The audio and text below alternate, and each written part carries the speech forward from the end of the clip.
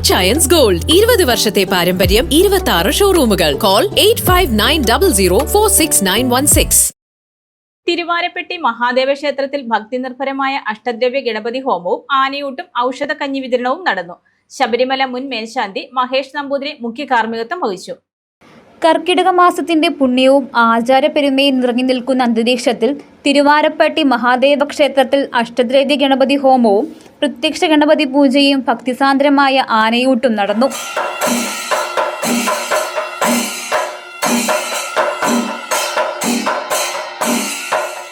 കർക്കിടക മാസ ആചാരങ്ങളുടെ ഭാഗമായി നടന്ന ഔഷധക്കഞ്ഞി വിതരണവും ചടങ്ങിന് മാറ്റുകൂട്ടി. ശബരിമല മുൻ മേൽശാന്തി മഹേഷ് നമ്പൂതിരിപ്പാടിന്റെയും ക്ഷേത്ര മേൽശാന്തി വൃശ്ചിക് വാസുദേവൻ നമ്പൂതിരിപ്പാടിന്റെയും മുഖ്യ കാർമ്മികത്വത്തിലാണ് ചടങ്ങുകൾ നടന്നത്. വിഘ്നേശ്വരന്റെ പ്രീതിക്കായി നടത്തുന്ന ആനയൂട്ട് ഹൈന്ദവ ആചാരങ്ങളിൽ അതിമഹത്വമുള്ള ഒന്നാണ്. ഗജരൂപത്തിൽ സാക്ഷാൽ ഗണപതി ഭഗവാനെ ആനയിക്കുന്ന ചടങ്ങായിട്ടാണ് ഇത് കണക്കാക്കപ്പെടുന്നത്. പ്രകൃതിയെയും ജീവജാലങ്ങളെയും സ്നേഹിക്കാനും ആദരിക്കാനുമുള്ള സന്ദേശവും ആനയൂട്ട് നൽകുന്നു. ഈ ആനയുടെ ശിരസ് എന്ന് പറഞ്ഞു കഴിഞ്ഞാൽ പ്രതിബന്ധങ്ങളെ തട്ടി നിരത്തി മുന്നോട്ട് പോകാൻ ഈ ദേവന് വിശേഷമായിട്ടുള്ള ഒരു അനുഗ്രഹമുണ്ട്.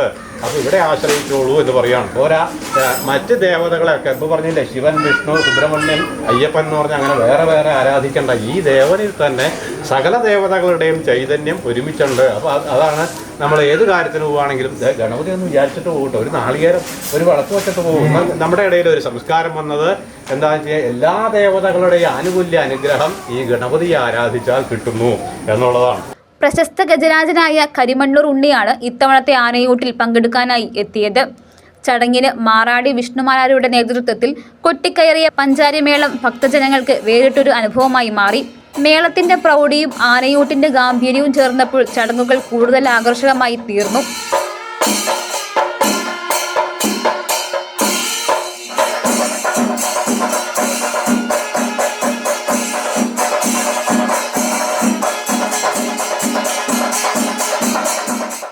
വർഷകാലത്തിന്റെ തുടക്കമായ കർക്കിടക മാസത്തിൽ ശരീരത്തിന്റെ രോഗപ്രതിരോധ ശേഷി വർദ്ധിപ്പിക്കുന്നതിനായി ആയുർവേദം നിർദ്ദേശിക്കുന്ന പ്രധാന ആചാരങ്ങളിലൊന്നാണ് ഔഷധക്കഞ്ഞി സേവ. ഞവരയരി, ഉണക്കലരി, വിവിധ തരം ഔഷധ വേരുകൾ, ജീരകം, കുരുമുളക്, തേങ്ങാപ്പാൽ എന്നിവ ചേർത്ത് തയ്യാറാക്കുന്ന ഔഷധക്കഞ്ഞി ശരീരത്തിന് ഉന്മേഷവും ആരോഗ്യവും നൽകുന്നു. തിരുവാരപ്പട്ടി മഹാദേവ ക്ഷേത്രത്തിൽ നടന്ന ഈ ഔഷധക്കഞ്ഞി വിതരണത്തിൽ നിരവധി ഭക്തരാണ് പ്രസാദമായി ഇത് സ്വീകരിക്കാൻ എത്തിച്ചേർന്നത്.